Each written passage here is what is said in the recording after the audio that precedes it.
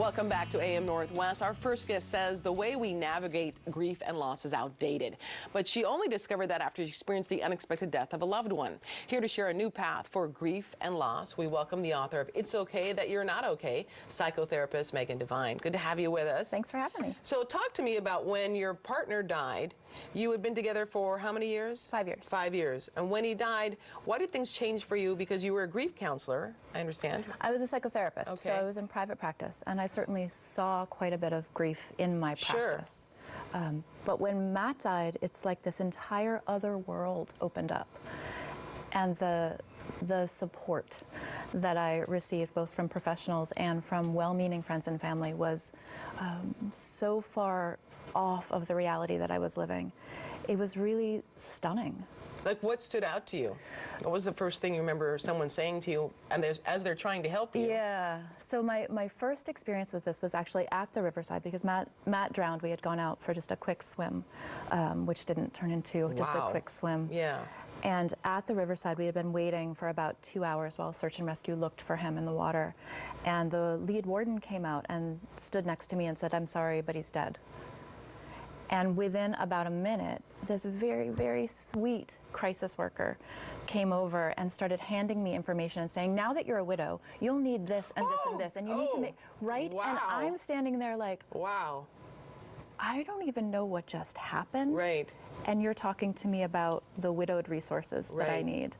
Fortunately, I had a great friend who was also a therapist at the riverside with me, and I just looked at her and I said, "Please remove this person." Yeah.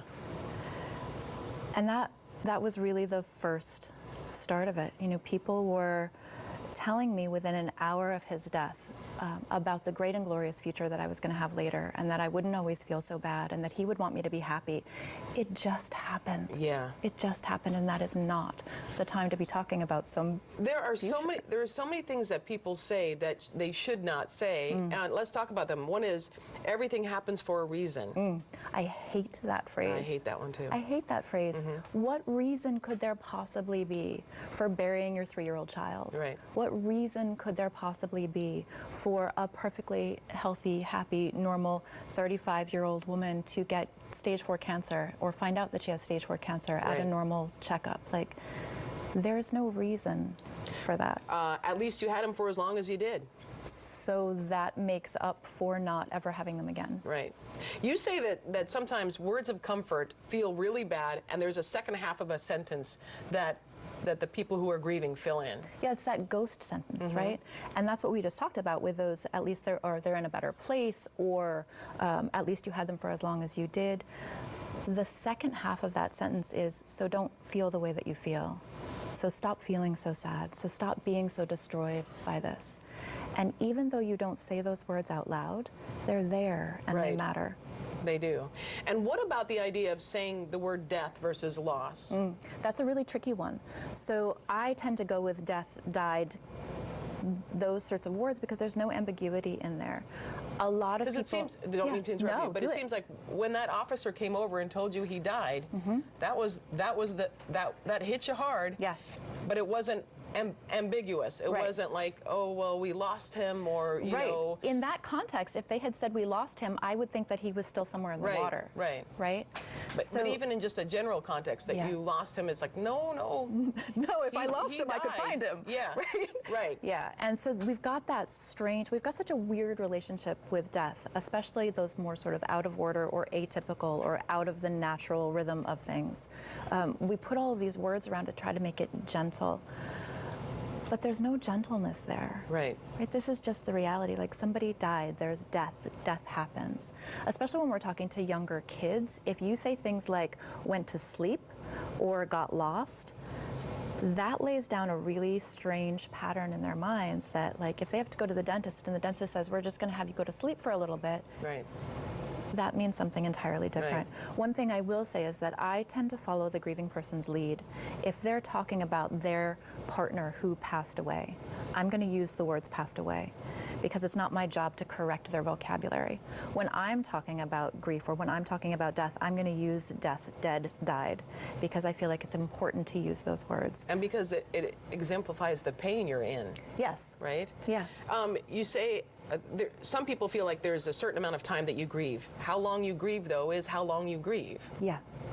There's no time that that person comes back.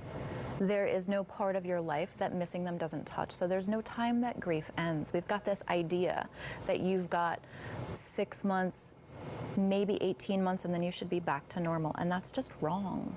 It does a disservice to the grieving person who knows that they're going to be carrying this loss, this grief, for as long as they love the person who's gone. And it does a disservice to the people who are trying to help.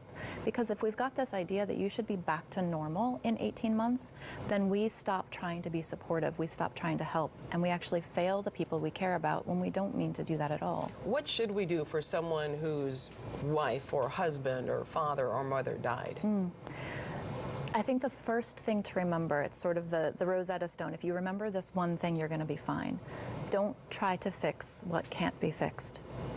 So much of what we say is our own helplessness, looking at somebody who's in pain and thinking, oh my gosh, I have to make this pain better for you. Right. I think on some level we know that we can't do that, but our brains tell us we're supposed to fix it, so that dissonance makes us do really weird things. So if you just remember that your job is not to erase somebody's pain, but to companion them inside it, you'll do fine.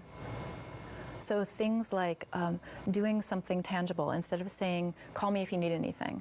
Well, your grieving person's not going to call you. Right. They don't have the energy or the capacity to do that. But if you know that the recycling truck comes at 7 o'clock on Thursday morning, come over on Wednesday night and bring the recycling out to the curb. Those sorts of tangible actions are how you show your love for somebody without trying to fix the reality of their pain. Can you say something, I am so sorry for the pain you're in? Of course. Of course. I mean, we're mammals. Right. We resonate with each other's pain just the same way that we resonate with each other's joy or happiness. Sure. So of course we want to say something. And you can say, I have no idea what to say here, and I know that I can't fix this, and I'm here, and I love you, and I'm so sorry this is happening. Yeah.